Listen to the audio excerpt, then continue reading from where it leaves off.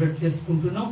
ఆ రీతిగా గమనించండి ప్రియమైన దేవుని ప్రజలారా, సంగమా, యేసుక్రీస్తు ప్రభువుల వారు మరణించిన తరువాత ఒక మాటలో చెప్పాలి అంటే అసలు భూమి మీద జీవిస్తున్న ప్రతి జీవి అయినా మనుషుడికైనా ఎండింగ్ చివరి ఏదైనా ఉన్నదంటే మరణమే. మరణము తరువాత ఇంకేమీ ఉండదండి, ఇంకేమీ ఉండదు. వారు కోటీశ్వరులైనా, వారు పేదవారైనా, వారు ఎవరైనా సరే, ఇంకా ఈ మానవుడికి భూమి మీద ఎండింగ్ ఇంకా చాలు, ఇంకెక్కడతో ఎండ్ ఇంకా ఏదైనా ఉన్నదంటే మరణమే.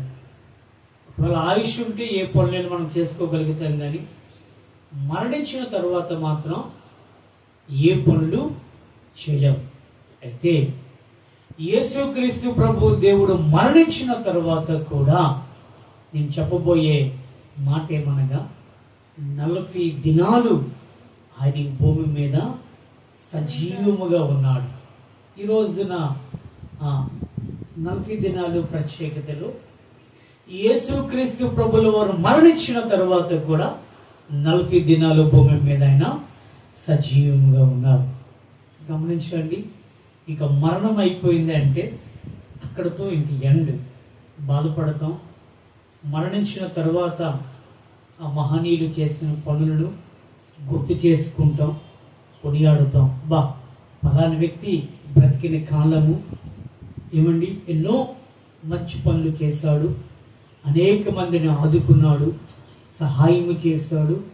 ఇలాగా మరణించిన తరువాత ఆ వ్యక్తిని కోసం మనం మాట్లాడుకుంటాము, కానీ మరణించిన తర్వాత ఆ వ్యక్తి అనేవాడు మనకు కనబడడు. ప్రియమైన ప్రజలారా, జాగ్రత్తగా ఆలకించండి. ప్రియమైన దైవక సంగమా, బ్రతుకున్నంత వరకు కూడా చాలా బిజీ షెడ్యూల్గా ఉంటాం. డే 1 మొదలుకొని మంత్ ఎండింగ్ వరకు కూడా ఉదయం 6 గంటలు మొదలుకొని నైట్ పండుకున్నంత వరకు కూడా ఒక్కొక్క మనుషుడు ఒక్కొక్క పనుల మీద వారు బిజీగా ఉంటారు. ఎవరికున్న ఆ బిజీ షెడ్యూల్ వారికి ఉంటారు. ఉద్యోగస్తులకు ఉన్న షెడ్యూల్ ఉద్యోగస్తులకు ఉంటుంది, ఆఫీసర్స్కి ఉండవలసిన షెడ్యూల్ ఆఫీసర్కి ఉంటుంది, నాయకులకు ఉండవలసిన షెడ్యూల్స్ నాయకులకు ఉంటుంది, మినిస్టర్స్కి. అలాగా ఒక్కొక్కరికి ఒక్కొక్క షెడ్యూల్ ఉంటుంది. ఒక మాటలో చెప్పాలంటే పంటలు పండిస్తున్న రైతుకు కూడా ఒక షెడ్యూల్ ఉంటుంది. ఉదయాన్నే లేవాలి, పొలంకి వెళ్ళాలి, నీరు కట్టాలి, లేదా పండిన పంటను కోయాలి, దాన్ని సాగు చేయాలి. ఇలాగా ఉదయం నుంచి సాయంత్రం వరకు ఒక్కొక్కరు ఒక్కొక్క షెడ్యూల్లో బ్రతుకుతూ ఉంటారు. బ్రతికినంత వరకు రేపు మరణించిన తర్వాత ఆ షెడ్యూల్ అనేది ఆ మనిషికి ఉండదు. అది నేను చెప్పబోతున్న మాట. ఉదాహరణకు రేపు చాలా ఆలోచనలు కలిగి ఉంటాం. ఫలానా ప్రాంతానికి వెళ్ళాలి, లేకపోతే ఫలానా పని చేయాలి, లేకపోతే ఫలానా ఇది చేయాలి, ఫలానా వారిని కలవాలి, లేక ఫలానా వారికి మనం డబ్బులు ఇవ్వాలి. ఇలాగా కొన్ని ప్లాన్స్ మనం వేసుకుంటాం. ఈ రాత్రి ప్రాణం ఆగిపోతే రేపు ఆ షెడ్యూల్ అనేది ఆగిపోతుంది. కానీ నేను ప్రకటిస్తున్నా, మనం ఆరాధిస్తున్న మన ఆరాధ్య దైవమైన యేసుక్రీస్తు ప్రభుల వారు ఆయన శిలువ మరణం పొందిన తర్వాత ఆయన 40 దినాలు ఈ భూమి మీద ఆయన సజీవుడిగా బ్రతికాడు. రండి చూద్దాం. అపోస్తలుల కార్యములు 1వ అధ్యాయము 3వ వచనములో ఒక చక్కని మాట వ్రాయబడి ఉన్నది.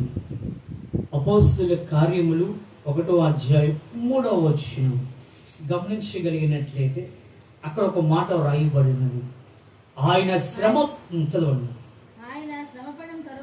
ఆయన శ్రమ పడిన తరువాత 40 దినముల వరకు వారికి అగుపడుచు దేవుని రాజ్య విషయములు అనేక ప్రమాణములను చూపి వారికి తన్ను తాను సజీవునిగా కనపరుచుకునను. గమనించండి, మీకు చెప్పాను, మహానీయుడైన, మహానుభావుడైన, రాజు అయినా, చక్రవర్తి అయినా, గొప్ప గొప్ప వారైనా ఎవరైనా సరే ఈ భూమి మీద మరణముతో వారు ఎండింగ్, మరణం తర్వాత వారు భూమి మీద కనబడరు, చూద్దామని కనబడరు. కానీ యేసుక్రీస్తు ప్రభుల వారు శిలువ మరణము తరువాత కూడా ఆయన 3వ దినాన లేచి అక్కడతో ఆగిపోలేదు. ఆయన బ్రతికిన కాలము చెప్పారు, నేను మరణించిన తరువాత మరలా 3వ దినాన లేస్తానని చెప్పాడు. గమనించండి, ఈ భూమి మీద ఈ విషయాలన్నీ మనం గుడ్ ఫ్రైడే ఆ సందర్భంలో చెప్పుకుంటాం. ఆయన మరణించిన తరువాత 3వ దినాన్ని లేచి ఆయన హఠాత్తుగా అక్కడితో ఆగిపోలేదండి. గమనించండి, 40 రోజులు ఈ భూమి మీద ఆయన కనపరుచుకున్నారు. ఎన్ని రోజులండి? 40 దినాలు ఆయన కనపరిచారు. దానికి రుజువు కూడా కనిపిస్తుంది. ఏదో 3వ దినాన్ని లేస్తానని చెప్పి 3వ దినాన్ని లేచి ఒక అరగంట ఒక పూట ఉండి ఆయన ప్రత్యక్షం అయిపోలేదండి. కానీ 40 దినాలు ఆయన భూమి మీద సజీవుడిగా ఉన్నాడు. ఆయన ఎంత గొప్ప విషయం అండి. అదే మరణించిన వ్యక్తి భూమి మీద ఉన్నట్టు ఎక్కడేమన్నా చూసామా? ఎక్కడ చూడలేదు. ఈ భూలోకంలో ఒక్కసారి ప్రియమైన దేవుని ప్రజలారా, నన్నదమ్ముడ నక్క చెల్లి, ఒక్కసారి మీరు ఆలోచన చేయండి. యేసుక్రీస్తు ప్రభు ఒక్కరే మరణించిన తరువాత కూడా 40 దినాలు భూమి మీద ఆయన సజీవంగా తన్ను తాను కనపరుచుకున్నారు. ఇప్పుడు 40 దినాలు ఆయన బ్రతికాడని చెప్పడానికి గల కారణం ఏంటంటే ఇక్కడ రుజువు ఉంది, వాక్య ఆధారం ఉన్నది. ఎలాగే మీరు చెప్పగలుగుతున్నారంటే యేసుక్రీస్తు ప్రభుల వారు శిలువ మరణము తరువాత 3వ దినాన ఆయన లేచిన తరువాత 40 దినాలు కనపరుచుకున్నాడని చెప్పడానికి ఆయన 11 సార్లు తన ప్రజలకు, తన శిష్యులకు ఆయన ప్రత్యక్షమయ్యాడు. ప్రత్యక్షమవడం అంటే నేరుగా చూడడం. ఇక్కడ నేను ఉన్నాను అంటే మీకు నేను ప్రత్యక్షం అవుతున్నాను. ఎక్కడో పాలకొండలో ఉంటే నన్ను మీరు చూడలేరు. అది ప్రత్యక్షం అది పరోక్షంగా నేను పాలకొండున్నాను. ప్రత్యక్షంగా అంటే మీ ముందు ఉండాలి. అలాగా యేసుక్రీస్తు ప్రభువుల వారు 11 సార్లు ఆయన ప్రత్యక్షమయ్యారు. అవన్నీ చెప్పడానికి సమయం లేదు, కానీ ఒక 2-3 సందర్భాలు చెప్పి నేను ముగిస్తాను. ఈ రోజున మనము అర్థం చేసుకోవాల్సిన విషయము, మరణము తరువాత ఆయన పునరుద్ధానుడై 40 దినాలు ఈ భూమి మీద ఆయన సంచరించారు. మొట్టమొదటిగా ఆయన ఎవరికి ఆయన కనపరచబడ్డాడంటే మగ్దలేని మరియా అనే ఒక స్త్రీకు ప్రభుల వారు కనపరచబడ్డారు, ప్రత్యక్షమయ్యారు. మనం ఆ విషయము తెలిసిన విషయమే. ఇవన్నీ కూడా మార్కు సువార్త 16లో ఉంటాయి, యోహాను సువార్తలో ఉంటారు. యేసుక్రీస్తు ప్రభుల వారు ఈ భూమి మీద ఆయన కనబడ్డారు, ఆయన జీవించారు అని చెప్పడానికి గల కారణము మగ్దలేని మరియా దేవుడు ఆయనకి కనపరచబడ్డాడు. రెండవదిగా మనము చూడగలిగినట్లయితే యేసుక్రీస్తు ప్రభుల వారి సమాధి వద్దకు కొంతమంది స్త్రీలు వస్తారు. అందులో ఏమండి, మగ్దలేని మరియా, వేరొక మరియా అంటే యాకోబు గారి తల్లి అయిన మరియా, సలోమి వచ్చి సుగంధ ద్రవ్యములు కొనిది. పెందలకడని లేచి బయలుదేరి సూర్యోదయమైనప్పుడు వచ్చిచుండగా సమాధి ద్వారము నుండి చెప్పుకొని చుండరి. వారు వచ్చి కన్నులెత్తి చూడగా ఎంతో పెద్దది. సమాధిలో ప్రవేశించి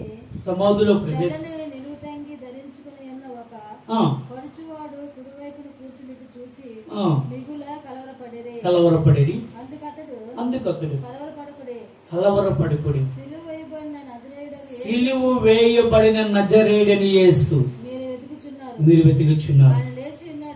ఆయన లేచి ఉన్నాడు, ఇక్కడ లేడు.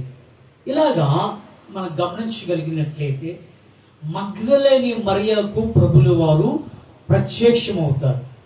రెండవదిగా మగ్దలేని మరియ, వేరొక మరియ, ఇలాగ కొంతమంది స్త్రీలకు దేవుడు ప్రత్యక్షమవుతాడు. ఒక చోట అమ్మా భయపడక, నువ్వు వెతుకుచున్న యేసును నేనే అంటే యేసుక్రీస్తు ప్రభుల వారిని వారు చూసినప్పుడు సిలువ మరణానికి అప్పగించారు.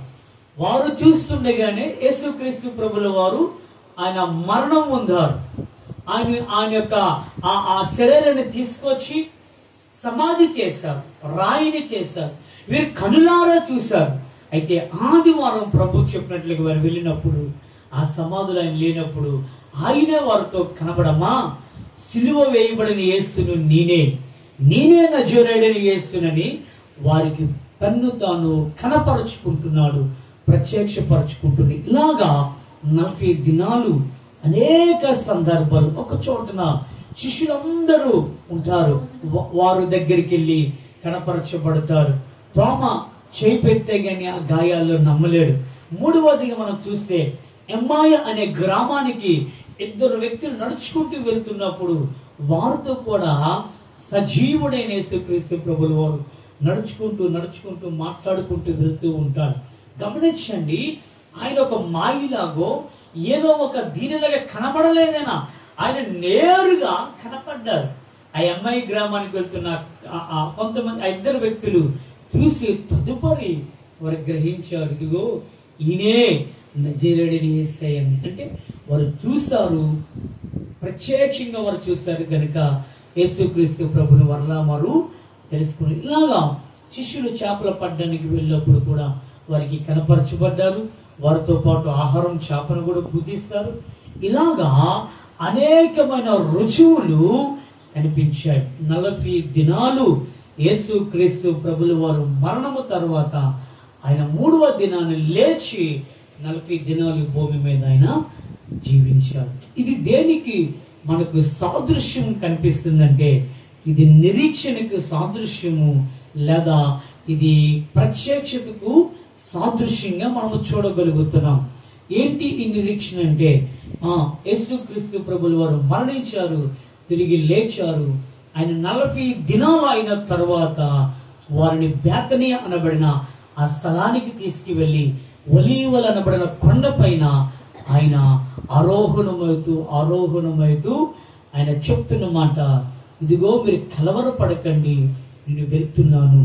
అక్కడ ప్రభు ఆరోహణమైన తరువాత, అది ఎప్పుడు ఆరోహణమయ్యాడంటే 40 దినాలు తర్వాత ఆయన ఆరోహణం అయిపోయాడు. ఏదో ప్రభువు లేచిన తర్వాత 1 రోజు 2 రోజులు 1-2 కనబడి ఆయన ఆరోహణం అయిపోలేదు, ఆయన కనుమరుగైపోలేదు. 40 దినాలు అంటే తన బ్రతికిన కాలం ఎలాగైతే 33.5 సంవత్సరాల భూమి మీద జీవించారో, మరణము తరువాత కూడా ఆయన సజీవుడిగా, ఆయన పునరుద్ధానుడిగా 40 పగళ్ళు 40 రాత్రులు ఆయన భూమి మీద బ్రతికి అనేక మందికి కనబడ్డాడు. గమనించండి ప్రియులారా, అప్పుడు ఆరోహణమయ్యే దినము 40వ దినము నాడున ఆయన ఆకాశానికి ఆరోహణమైపోతూ శిష్యులను బలపరుస్తూ ఆయన వెళ్ళిపోతున్నట్లుగా మనం చూస్తున్నాం. ఆయన వెళ్తూ అంటున్నాడు, ఏ రీతిగా అయితే ప్రభు భూమి మీదకి వచ్చి ఉన్నాడో ఆ రీతిగానే మరలా మనిషి కుమారుడిగా ఆయన మన్నించండి, మరలా యేసుక్రీస్తు ప్రభుల వారు ఈ భూమి మీదకి వస్తారు అని చెప్పి ఆయన వెళ్ళిపోతున్నారు. అప్పుడు 2 దేవదూతలు అంటారయ్యా, కలవరపడకండి, ప్రభు ఏ రీతికి వెళ్ళాడో ఆ రీతిగా వచ్చే మధ్యలో మీకు ఆదరణకర్త పరిశుద్ధాత్మను పంపిస్తామని చెప్తూ బలపరుస్తాడు. ఎందుకు ఈ మాట చెప్తున్నానంటే ఒక నిరీక్షణ మనకేముంది, ఒక నిరీక్షణ. మనము మరణిస్తే ఒక రోజున ప్రభు ఎలాగైతే లేచి ఉన్నారో మనము కూడా లేచి ఉంటామని ఇది సాక్ష్యము, ఇది రుజువు, ఇది సాదృశ్యముగా మనకు కనిపిస్తుంది. గమనించండి, క్రైస్తవుడికి మరణము అంతము కాదు. నేను అంటాను, క్రైస్తవుడనే కాదు కానీ భూమి మీద బ్రతికిన ప్రతి మనుష్యుడికి మరణం అనేది కాదు. మరణించిన తరువాతనే అసలైన జీవితం ఉన్న సత్యాన్ని ప్రతి వారు కూడా తెలుసుకోవాలి. చాలా గ్రంథాలు ఆ రీతిగా తెలియపరుస్తున్నాయి. అయితే దేవుని పరిశుద్ధ గ్రంథమైన బైబిల్ అంటుంది, మరణించిన తరువాత ప్రతి మనుష్యుడు ఎవరైతే ప్రభువునందు నిద్రిస్తారో వారు మరలా లేపబడతారు. సమాధిలో ఉన్నవారు లేపబడతారు. సమాధిలో ఉన్నవారు వారు మరలా మహిమా శరీరాన్ని ధరించుకుంటారు. గమనించండి, ఇది దేనికి సాదృశ్యం అంటే నిరీక్షణ. ప్రభులు వారు ఎలాగైతే మరణించి మరలా లేచారో ఒక రోజున మనము మరణిస్తాం. కుల మత జాతి వర్గము భేదము లేదు. ప్రతి మనుష్యుడు కూడా, పేదవాడు మొదలుకున్న ధనవంతుడి వరకు, రైతు మొదలుకున్న రాజు వరకు మరణించవలసిందే. అయితే ప్రభువునందు మృతి నొందిన వారికి ఆయన మరలా ఖచ్చితంగా వారు లేస్తారని చెప్పడానికి పరిశుద్ధ గ్రంథమైన బైబిల్ ఆధారము. మనము కూడా ఆ రీతిగా నిరీక్షణతో ఉంటున్నాం. ఒకరోజు మరలా ప్రభు భూమి మీదకి రాబోతున్నారు. ఆయన కడబోర శబ్దాన్ని చేయబోతున్నారు. అదే రాకడంటారు. ఆ రాకడలో ఆయన స్వరం వినబడినప్పుడు మనం ఎక్కడైనా సరే ఖచ్చితంగా లేపబడతాం. నాకు ఒక క్వశ్చన్ వచ్చేదయ్యా, మరణించిన వారిని ఇంటి దగ్గర మరణిస్తే జాగ్రత్తగా తీసుకొచ్చి వారిని పెట్టిలో పెట్టి భద్రపరిచి సమాధి చేస్తాము. ఒకవేళ యాక్సిడెంట్లో చనిపోతే పరిస్థితి ఏంటి? ఎక్కడో సముద్రంలో పడిపోయి చనిపోతే పరిస్థితి ఏంటి? ఎక్కడో ఫైర్ యాక్సిడెంట్లో చనిపోతే ఇప్పుడు వాళ్ళ పరిస్థితి ఏంటి అన్న ఆలోచన వచ్చేది. అయితే ఒకరోజు ఒక పెద్ద దైవ సేవకుడితో పంచుకోండి సార్ విషయం. ఇప్పుడు ఉదాహరణకి ఎక్కడో కంపెనీలో పనిచేస్తారు, అనుకోకుండా ఫైర్ యాక్సిడెంట్లో చనిపోతారు. ఇంకా బాడీ కూడా ఉండదు, బూడిదైపోతారు. మరి వాళ్ళు ఎలాగా లేస్తారు? ఇప్పుడు షిప్పుల్లో ప్రయాణం చేస్తారు, వాళ్ళు మునిగిపోతారు, జల సమాధి అవుతారు. వారు ఎలాగ లేస్తారు? మన బ్రతికిన వాళ్ళం అయితే జాగ్రత్తగా తీసుకువెళ్ళాం, జాగ్రత్తగా పూడ్చిపెట్టాం, అమ్మగారికి అంత బాగా చేసాం. అలాగా చాలా మంది చేస్తుంటారు. చక్కని సమాధి కూడా కట్టాం. మనం ఎందుకు, నేను అనుకుంటాను, సమాధి దగ్గరికి ఎందుకు ఈ రోజు వెళ్తారంటే, అంటే నా అభిప్రాయం ఒక నిరీక్షణ. ఒక రోజున తల్లి ఈ పాతి పట్టబడిన వ్యక్తి మరలా లేస్తాడు అనే నిరీక్షణ మనలో ఉంది. ఆ కాన్సెప్ట్ తోటే మనం గుర్తు చేసుకోవడానికి వెళ్తున్నామే తప్ప అంతకి మించి వేరే కాదు. అంటే దాని బైబిల్ ప్రకారం కొంతమంది అలుమినియలు వేరే చెప్పవచ్చే, కానీ నేను అనుకుంటున్నాను ఏడాది వెళ్తున్నామంటే ఏదో ఒక రోజున మా తల్లి గారు ఒకరోజు దేవుని స్వరం లేపబడతారు అని ఒక ఆశతో మనం వెళ్తున్నాం. ఆ రీతిగా అయితే వీరందరూ చనిపోతారు. వీళ్ళందరూ పరిస్థితి ఏంటంటే, ఒక చోటన వాక్యం ఉంటుంది, అంచె దినమున ప్రభు రాకడ దినమున అంట మరణించిన ఎక్కడెక్కడ మరణించారో ఆ మృతులను అప్పచెప్తాది. అర్థమయ్యే భాషలో చెప్పాలంటే భూమిలో పాతబెట్టిన మృతులను భూమి దేవునికి అప్పగిస్తుందంట. ఎవరైతే మట్టిలో పాత పెట్టబడతారో వారిని భూమి ఏం చేస్తుంది? ప్రభువుకి అప్పగిస్తుంది. సముద్రములో ఎవరైతే పాత పెట్టబడ్డారో లేదా సమాధి చేయబడ్డారో, సముద్రంలోనే వారు కలిసిపోయారో, గమనించండి, వారిని సముద్రం అప్పు చెప్తుందంట. అగ్నిలో ఆహుతైపోయిన మరణించిన ఆ వారిని అగ్ని అప్పగిస్తుంది. ఆ రీతిగా రోడ్డు ఎక్కడెక్కడ ఒకవేళ దేవుని ప్రజలు ఎక్కడ మరణించినా సరే ఆ దినానికి వాటివి అప్పగిస్తాయంట. ఖచ్చితంగా ఇదియే నిరీక్షణ. ఇదియే చాలా మంది నమ్మరు. మరణించిన తరువాత ఏమవుతుందో ఎవరికి అర్థం కాదు. అయితే ఒకటి, ఎవరమో చూడలేదు, కానీ మనకి ఒక ప్రామాణిక గ్రంథం ఉన్నది. దీన్ని ఈ యొక్క డాక్యుమెంట్ని ఆధారం చేసుకుని మనం నిరీక్షిస్తున్నాం.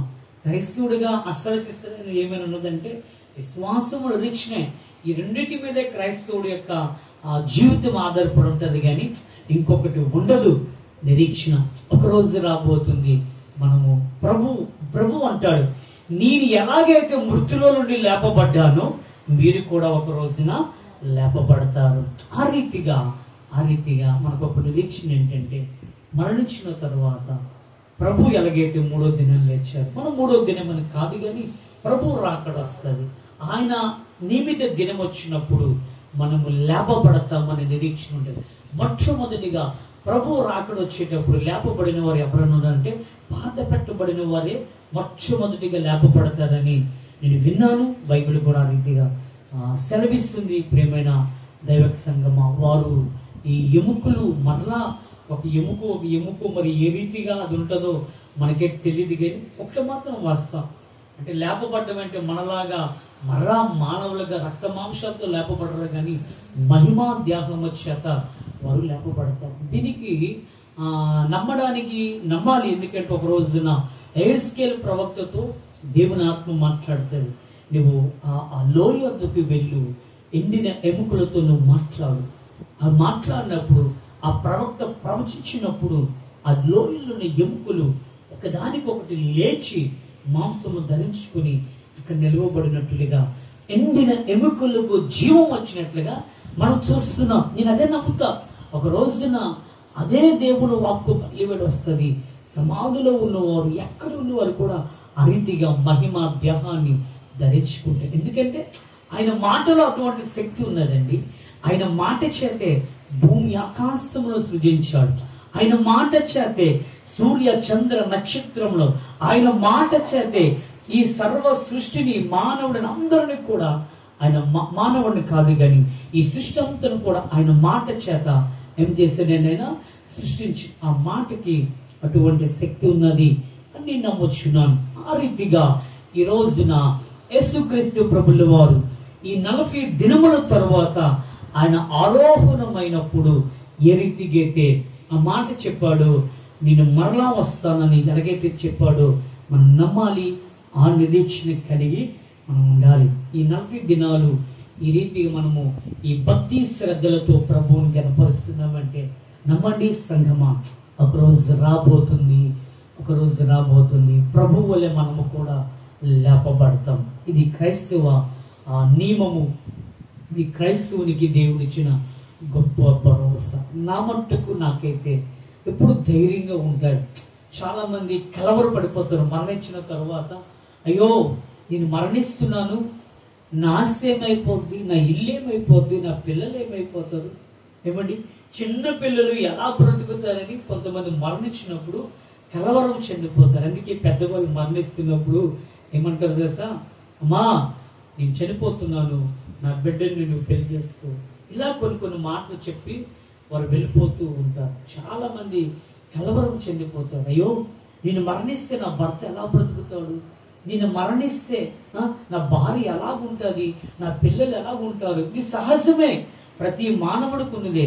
కానీ క్రైస్తవుడిగా దేవుని అడిగిన మనం మరణిస్తే ఒక నిరీక్షణ, వారికి మిగతా వారికి ఆ నిరీక్షణ ఉన్నదో లేదో నాకైతే తెలియదు, కానీ మనకు ఒక నిరీక్షణ ఏంటంటే మనం మరణిస్తే క్రీస్తు యేసు ప్రభువు వలె మనము కూడా దేవుని యొద్దకు వెళ్తాము, మహిమా దేహాన్ని ధరించుకుంటామని ఒక నిరీక్షణ కలిగి మనం బ్రతుకున్నాం. దానికి ఆనవాళ్ళుగా ప్రభువులు వారు 40 దినాలు ఈ భూమి మీద బ్రతికారు. 40 దినాలు తను తాను ఆయన కనపరుచుకున్నారు. ఈ మాట చెప్పడానికి ఏమాత్రం కూడా సందేహం లేదు. పరిశుద్ధ గ్రంథమైన బైబిల్లో ఆయన చాలా స్పష్టంగా ప్రభు 40 దినాలు ఈ భూమి మీద ఆయన సంచరించారు. గొప్ప విషయం ఏంటంటే మరణమైన తరువాత అసలు లేవడం అనేది, అసలు ఆ మరణపు ముళ్ళు విరవడం అనేది మామూలు విషయం కాదు. ఆయన దేవుడు గనుక, ఆయన సజీవుడు గనుక, ఆయన మరణాన్ని జయించిన వ్యక్తి గనుక 3వ దినాన్ని ఆయన మరణము జయించాడు. ఆ రోజు తను ఆగిపోలేదు. అక్కడ నుంచి మరలా 40 దినాలు లోకంలో ఉన్నారు. శిష్యులైతే భయపడిపోయారు, వెంబడించిన భక్తులందరూ భయపడిపోయారు. ఇంకా యేసు ప్రభు అనే వారు ఇంకా లేరు, శిలువ మరణానికి అప్పగించేశారు. మనమే కదా సమాధి చేశాము. ఏమంటే గొప్ప విషయం ఏంటంటే యేసుక్రీస్తు ప్రభుల వారు మరణానికి అప్పగించనగా ఆ శుక్రవారం లక్షవారం సాయంత్రం వరకు శిష్యులందరూ ఉన్నారు. ఆ లక్షవారం అర్ధరాత్రి దాటేసరికి ఒక్క శిష్యుడు కూడా కనబడాలి. అర్థమైపోయింది. ఇంకా మరణం అయిపోయిన తర్వాత ప్రత్యక్షంగా చూడలేకపోయినా పరోక్షంగా ఆ ప్రాంతం అంతా యేసు అనే వ్యక్తిని సిలువకు అప్పగించారని మరణించారు. ఇదిగో అరిమతయ్య యేసు అని ఓ ధనవంతుడి సమాధులు కూడా పెట్టేశారు. ఇంక అయిపోయింది అనగానే ఇంక వాళ్ళు కూడా ఆశోగిస్తారు. సరే ఇంక అయిపోయింది. వారు పనులు కూడా వారు వెళ్ళిపోయారు. చేపలు పట్టుకుని చేపలు ఇలాగ 19 వెళ్ళిపోయారు. కానీ స్త్రీలు మాత్రం నమ్మారు.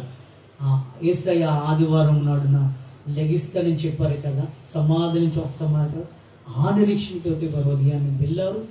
తర్వాత వాళ్ళు కూడా శిష్యులకి చెప్పినప్పుడు ఒకసారి వాడు భూతము దెయ్యం అనుకుని భయపడతారు. నేను అంటాను, అలాగా తన శిష్యులను బలపరచడానికి ఆయన లోకములో మరలా నేను లేచాను, పునరుద్ధానుడును, సజీవుడును అని చెప్పడానికి ఆయన 40 దినాలు భూమి మీద ఆయన ఉన్నారు. దానికి ఆనవాళ్ళు, రుజువులు పరిశుద్ధ గ్రంథమైన బైబిల్లో రాయబడి ఉన్నాయి. ఈ 40 దినాలు మనకేమి సూచనిస్తున్నాయి అంటే మనకు ఒక నిరీక్షణ మనకు తెలియపరుస్తున్నాయి. ఈ రీతిగా ఈ శ్రమ దినాలలో ఈ 40 దినాల యొక్క ప్రత్యేకత, ఈ 40 దినాల యొక్క గొప్పతనాన్ని చెప్పడానికి ఆ ప్రభుల వారు కనిపించారు.